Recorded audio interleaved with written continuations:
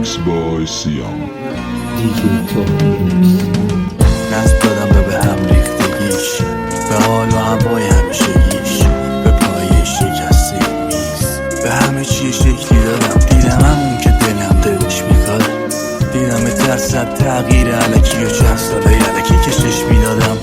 چقدر شدنی بود، چقدر خودم سختش کرده بودم، ای زنده بودن و از خودم اق زده بودم نصف خونه رو، اما باز یه تصمیم کرد مثل کوهن و تصمیم گرفتم تکرار نشه. هر غلطی رو میدونم اشکال تشه، امشب دیگه مثل همیشه نی نگارم شب فرشته ها کنار منم که دوست دارم تو رو تو بارون صدا بزنم. وقتی پنجره رو باز میکنم دستای ناز تو میذاری روی شونه هام، اما یه توهمه که وقتی من میفهممش اشاری میشه روی گونه هام. رو به روی باد به خاطر ترچی که داشتم و دادم دونه دونه با اما عیبی نداره وقتی تو دستاتو گذاشتی روی شونه هام. اولادی تنها نذاری رو به نور ما، انگار نیستم اصلی تمیدم دارش، نفهمیدی دوست دارم من میخوام باهش. اومدم تو آخرین طبقه پشت، اومد تو ذهنم وقتا رو یه زننده ی تو میزدم، برپرده ی کن تو دستام بود و قرص میدادم پوش به روزگاری که فردامونو کش. تو منو فکر کردی وسط دنیای دیروزم، یه روز جدید میاد اومد تو دیروزم میسوزم. من میدونم میپوسم تو این شب لاجوردی، پس باید انگشتمو بکنم به ما شناسی. ما با مرگ قرار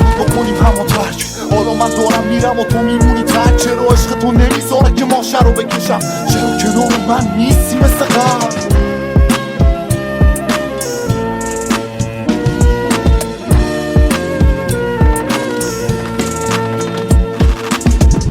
شهرت تن و ترم کرد، رفیق قدیمی تا برادرم رفت.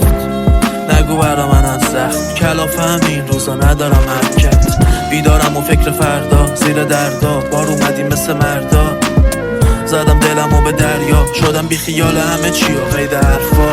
دیدم هیچی از هیچ کسی نیبعید، برق از کلم رو الکلا میپرید. به خودم میگفتم بهترشو میخرید. چطور دلتون اومد؟ چی میخواستید که من غیر اون بودم؟ از پول کم دارم تو برسون خونم، من بودم با این که میشد دلتون کنم. الان شده هرچی میخواستم، اپیل در اومدن هریشه ساختن. تو جنم برد بود نه غم باختن، گفتم بجنگ جا بهونه بافتن. دیگه لباسای کنه نیستنم، ولی پر شده موی سفید سرم. چکات قد بلند فریبنده، پسر یکی از ملاکین کوهستان. حسادت پسرای توی دارا با حسرت دخترای زیر پوشیه.